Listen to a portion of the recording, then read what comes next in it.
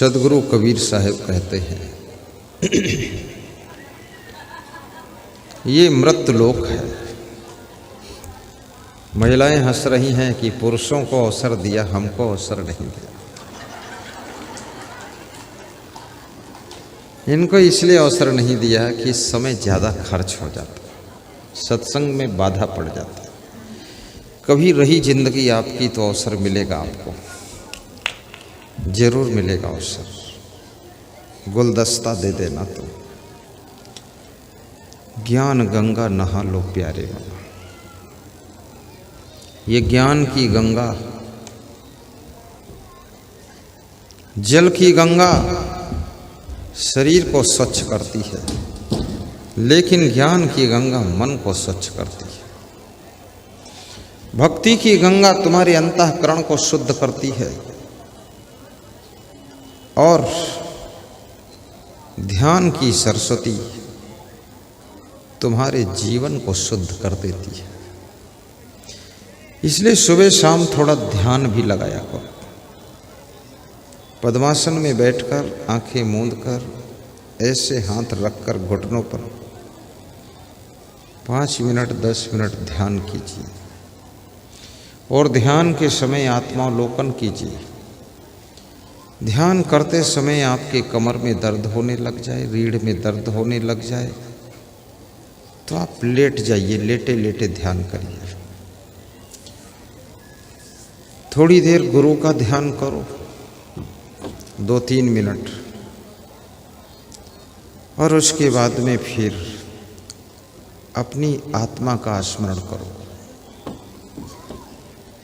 आत्मा के स्वरूप का ध्यान करो। अहम शुद्ध चैतन्य ज्ञानम स्वरूपम अजरहम अमरहम अखंडम अनूपम। शुद्धोसि बुद्धोसि निरंजनोसि संसार माया परिवर्जितोसि संसार स्वप्नम तेज मोह निद्रा मंदालसा वाच मुवाच पुत्रम। नैनम छिंदंत शस्त्राणि नैनम दहति पावकः न चैनम क्लेद्यन्त्यापो न शोष्यति मारुतः। वह सांस जीर्णानि यथा विहाय नवानि गृह्णाति नरोपराणि तथा शरीराणि विहाय जीर्णानि अन्यानि संयाति नवानि देहि। न जायते मृते कदाचिन नयम भूता भविता व न भूयः अजो नित्यः शास्तो अयम पुराणो न हन्यते हन्यमाने शरीरे।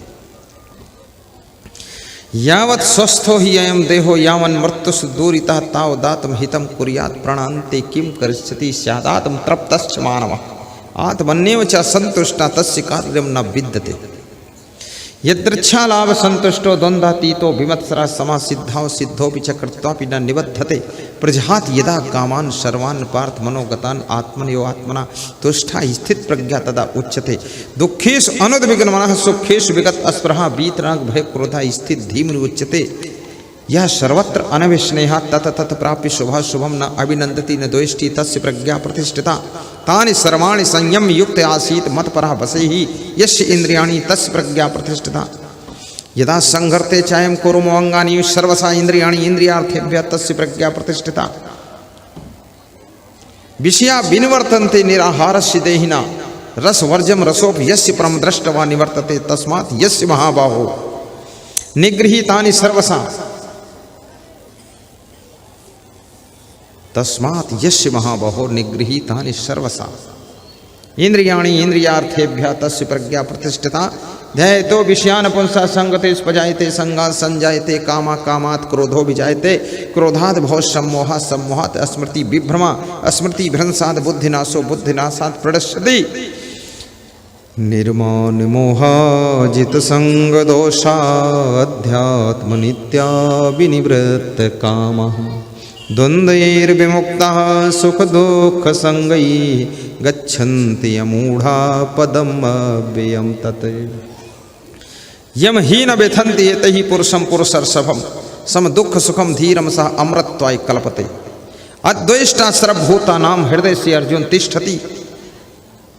ये सारे श्लोक में श्रीमद् भगवद गीता की श्लोक बोल रहा हूँ जो कृष्ण ने अर्जुन को बोला था। आत्मज्ञान के श्लोक बोल रहा हूँ, स्वरूप स्थिति के श्लोक बोल रहा हूँ, स्थित प्रज्ञ के लक्षणों को बता रहा हूँ, मोक्ष की परिभाषा को बता रहा हूँ। अर्थ बताने का टाइम नहीं, इसलिए अर्थ कुछ नहीं बताऊंगा। अर्थ सुनना भी मत, नहीं तुम्हारा मोक्ष हो जाएगा। तो कल प्रवचन कौन सुनेगा?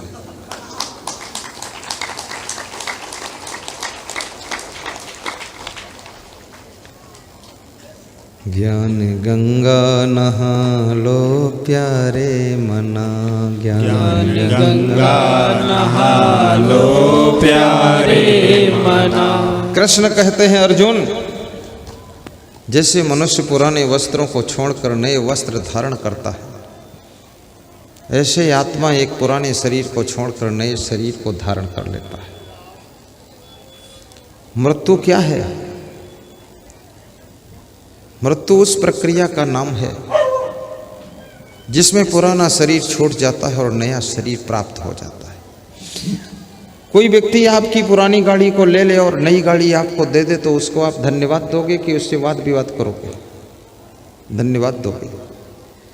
तो मृत्यु जो है आपके पुराने शरीर को छीन लेती है और नए शरीर को दे देती है, तो मृत्यु को धन्यवाद देना चाहिए। कबीर साहब ने मृत्यु के बारे में कहा है, जेहि मरने से जग डरे मेरे मन आनंद, कब मरी हूँ कब पाई हूँ पूर्ण परमानंद। जिस मौत से सारा संसार डरता है, उस मौत का नाम सुन करके मेरे मन में आनंद हो रहा है, और कब मरूंगा कब पाऊंगा उस परमानंद को। मृत्यु को गले लगाने वाले कबीर साहब हैं। और मृत्यु ना तो आत्मा को मार पाती है, और शरीर जिन जड़ तत्वों के कणों से बना हुआ इस तत्वों को भी नहीं मार पाती है। मृत्यु सिर्फ इतना काम करती है, शरीर और आत्मा को अलग अलग कर देती है। और शरीर और आत्मा का अलग होना ही मृत्यु कहलाता है, और शरीर आत्मा का जुड़ जाना ही जीवन कहलाता है। याद रखना, जो जुड़ा है वो एक दिन बिछुड़ा नहीं है। जिसका संयोग हुआ उसका वियोग होता, जिसका जन्म होता उसकी मृत्यु होती, जो मिला है वो बिछुड़ता है। इसलिए ये शरीर बना है तो बिगड़ता है, और जन्म हुआ है तो मरण भी होगा। ये कोई नई बात नहीं है। इसलिए मृत्यु से डरना नहीं चाहिए, लेकिन जानबूझकर मरना भी नहीं चाहिए। आत्महत्या भी मत कीजिए। कितनी महिलाएं जहर खाकर मर जाती है, और कितनी महिलाएं फांसी लगाकर मर जाती है, और कितनी महिलाएं रेलवे लाइन पर लेटती है जाकर। घर में डबल बेड पे आराम नहीं मिली तो रेलवे की 2 पटरियों पर लेटी कि टुकड़ा टुकड़ा हो जाऊंगी, दिखा दूंगी पति को, खंड खंड कर दूंगी। मत गुस्सा करना, आत्महत्या मत करना। ज्ञान की तलवार को लेकर के अपने क्रोध को काटिए, अहंकार को काटिए। ज्ञान की कृपाण को लेकर के लोभ को मारिए, मोह को मारिए। इस शरीर को मारने से क्या फायदा? इतना सुंदर शरीर आपको मिला है। घोघ सम से रविंद्रनाथ आए हुए,